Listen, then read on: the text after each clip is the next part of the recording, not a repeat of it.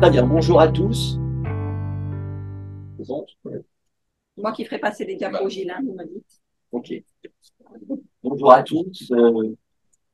Ravi d'être avec vous, à Corté, sur l'invitation de tous nos amis.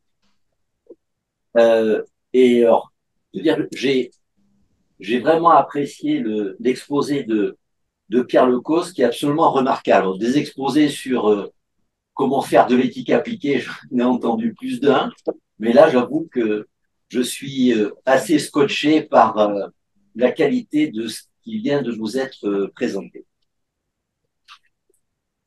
Alors, voilà la question qu'on m'a posée. Faire vivre l'éthique dans les établissements médico-sociaux. On va se mettre au début, peut-être. Voilà. Alors, je dirais que c'est une nécessité. Alors, tout le monde connaît le scandale Orpea, le tsunami que ça a déclenché. Et d'ailleurs, depuis, on se trouve confronté à une rafale de demandes de formation. Des gens qui nous avaient copieusement ignorés pendant des années se réveillent en disant moi j'ai une formation pour mon personnel, moi j'ai besoin de former mes soignants, voilà. Et donc aujourd'hui, on essaie de répondre à cette demande. La suivante. Voilà. Alors, c'est toujours intéressant de se demander pourquoi ces gens, d'un coup, se réveillent et viennent vous trouver. Alors, il peut y avoir plusieurs raisons. Prise de conscience qu'il y a un manque qu'il faut combler. Et ça, généralement, c'est des demandes qui émanent directement des soignants, des psychologues, des services qui nous appellent. Une expérience douloureuse. Voilà, ça s'est mal passé avec une de famille, avec des patients, et on a envie peut-être de faire différemment.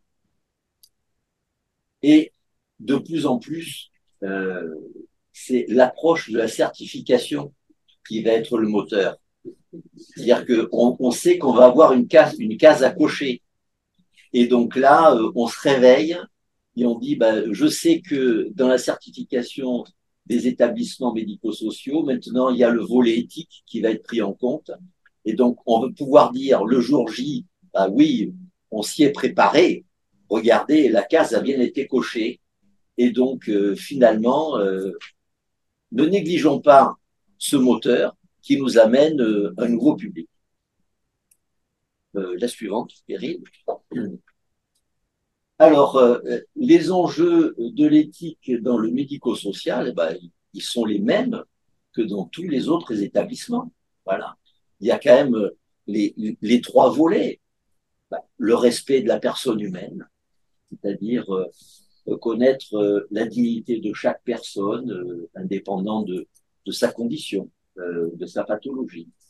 Traiter chaque résident avec respect, quelles que soient ses capacités cognitives, ne pas faire de discrimination, savoir que le code de déontologie, le code de la santé publique nous dit qu'avant chaque intervention, qu'elle soit thérapeutique, même la prescription d'un examen complémentaire, eh bien, on doit recueillir le consentement du patient. Et parfois, c'est un peu problématique dans le médico-social.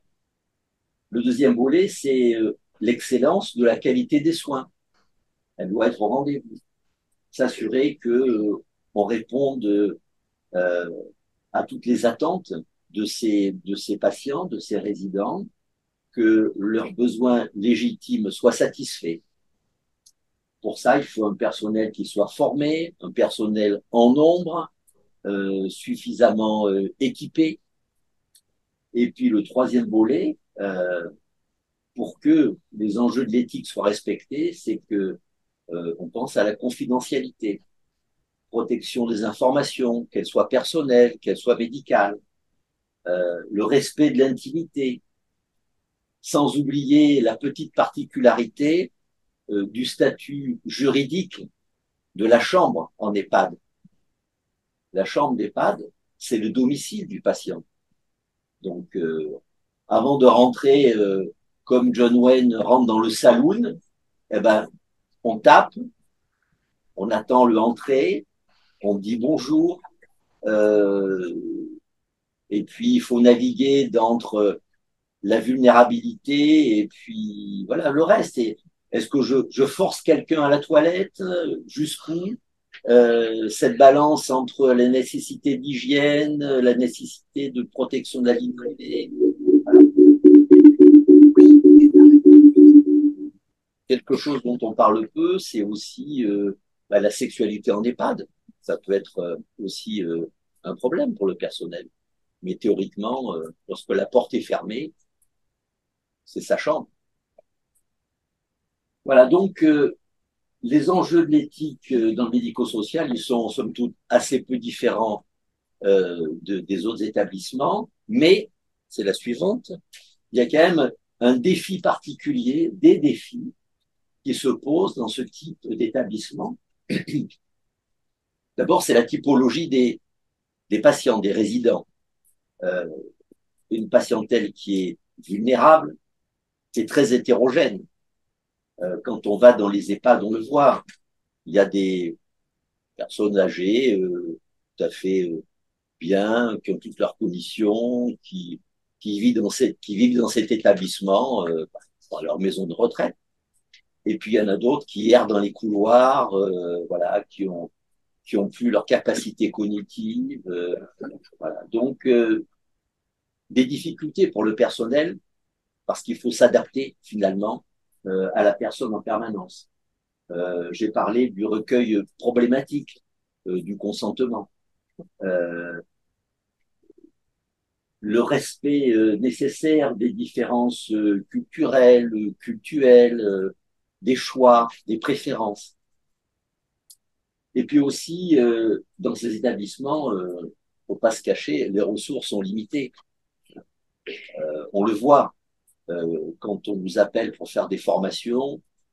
Quelquefois, on est confronté à un personnel qui est de très très bonne volonté et qui est pas formé, qui est sous-payé, parfois il y a même problème de barrière de langue avec le personnel. Voilà, donc problème de personnel souvent sous-effectif et peu formé et auquel on assigne des charges, des tâches qui sont assez peu réalistes. C'est-à-dire une charge de travail qui est très importante, avec souvent très peu de temps, un temps qui est compté. Et on se dit, quand on sort de ces formations, mais comment ils font? Leur vie est un enfer. Voilà. Alors c'est très bien, les directions nous appellent, on dit oui, il faut faire de l'éthique auprès du personnel. Et j'ai envie de leur dire, mais aux formations, moi j'aimerais bien que vous, directeur, voire même actionnaire, vous soyez là. Parce que l'éthique, le dysfonctionnement dans les hôpitaux, la maltraitance ordinaire, puisque maintenant il y a un terme qui a été inventé, c'est la maltraitance ordinaire des hôpitaux. On a l'impression que la maltraitance est invitée à l'hôpital, euh, on compte avec, on fait comme si la maltraitance était obligatoire, donc on la qualifie d'ordinaire, parce qu'il y aurait comme s'il y avait une maltraitance extraordinaire, voilà. Et cette maltraitance ordinaire, elle est organisationnelle, 9 fois sur 10. C'est que on donne des tâches à remplir sans donner les moyens de les accomplir. Euh, et puis, le défi aussi, c'est que il y a un trio, il y a le soignant, il y a le résident, il y a sa famille, voilà. Et donc il y a toutes ces interactions obligatoires avec la famille qui parfois comprend pas, parfois ce sentiment de culpabilité d'avoir mis son proche, son parent en EHPAD, et donc elle est d'autant plus revendicative souvent. Voilà. Et ça, vous le savez mieux que peut-être, voilà, si on pouvait. Voilà, donc il y a toutes ces attentes de famille à gérer et qui vient encore compliquer la tâche ordinaire, là encore, du soin. Alors, la suivante.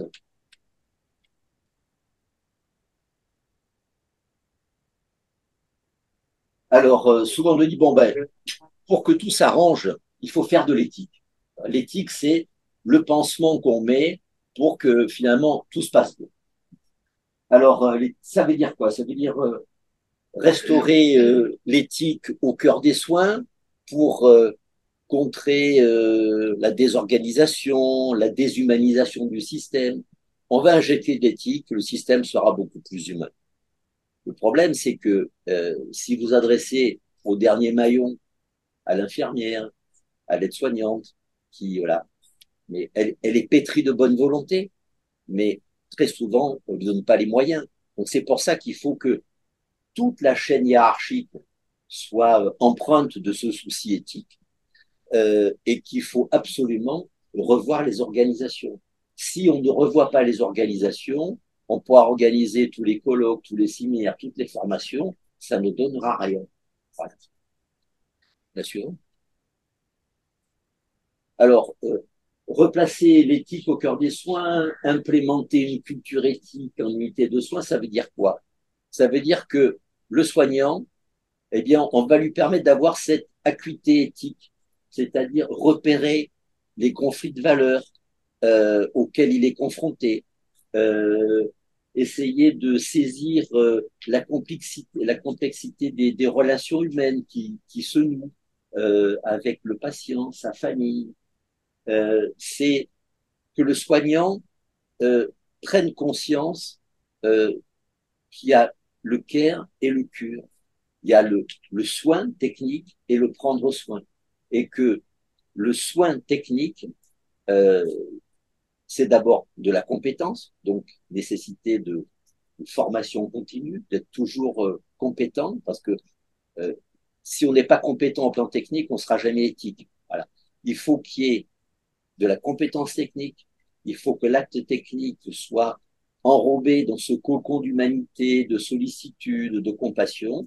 Voilà. Et ça, à ce moment-là, on a une prise en charge éthique du patient. Ce qui est important, c'est que, je disais tout à l'heure, qu'il ne faut pas de maillon faible, il faut que tout le monde soit concerné. L'éthique, c'est une œuvre commune d'un service. Et faire comprendre aux patients que la collégialité, euh, c'est euh, sa force. Et pour qu'il y ait collégialité, il faut qu'il y ait des valeurs partagées, d'entraide, de solidarité au sein de l'équipe. Donc, on ne peut pas faire de l'éthique seul dans son coin. Il suffit pas qu'il y ait une ou deux bonnes volontés dans une unité. Il faut que ce soit une œuvre commune. La suivante. Alors, comment diffuser ce souci éthique? Il y a trois axes, grosso modo. D'abord, à l'échelle individuelle, il faut que les personnels puissent recevoir une formation initiale, formation continue. C'est la possibilité de s'inscrire. Alors, je ne sais pas comment ça se passe, mais nous, on organise 2 fois par an des séances dans le cadre du développement professionnel continu, DPC. Donc, il y a des soignants qui sont libérés, et je sais que c'est difficile avec les problèmes de recrutement actuellement de libérer les soignants, mais les cadres y arrivent encore un peu au compte-gouttes. Et 2 fois par an, on organise des sessions sur 5 jours où on a entre 15 et 20 soignants qui viennent. Et on essaye comme ça pendant ces 5 jours de semer des petites graines en espérant que ces petites graines de l'éthique, elles vont germer dans les différents services. Après, il y a d'autres types de formations. Lorsqu'il y a des services en grande difficulté, parfois sur injonction de l'ARS, on nous demande d'aller vers ces services et carrément de leur apporter à domicile, voilà, une formation spécifique. Et puis il y a la possibilité, parfois pour ce personnel, de s'inscrire à des formations universitaires en éthique. Donc il y a une offre de formation qui existe pour que cette formation initiale et continue puisse avoir lieu. Le deuxième volet, c'est justement créer un environnement de travail qui soit propice. Si je suis mal à mon poste de travail, si ça va pas, qui c'est qui va payer la facture? C'est le patient. Voilà. Donc, créer un environnement de travail possible. On va passer peut-être, je suis allé un peu vite. La Allez-y. suivante. La suivante. Voilà. Le premier volet, oui, je suis allé un peu trop vite. Donc, la formation, il y a des formations pour créer cet état de ce que j'appelle de veille éthique. Ça permet aux patients, une fois aux soignants, une fois qu'il a reçu cette formation, de se sentir légitime. Pierre Lecause l'a dit tout à l'heure, tout le monde est légitime pour donner son avis. Voilà. Il ne faut pas que, parce que je suis infirmière, parce que le médecin a parlé, eh bien, si quelque chose me heurte, il ne faut pas que je le garde pour moi. Il faut que je le verbalise. Donc, ce qui est important, c'est de dire, je suis soignant, donc je suis légitime pour dénoncer un conflit de valeurs, pour dénoncer une attitude qui me déplaît. Voilà. Je dois jouer mon rôle au sein du collectif.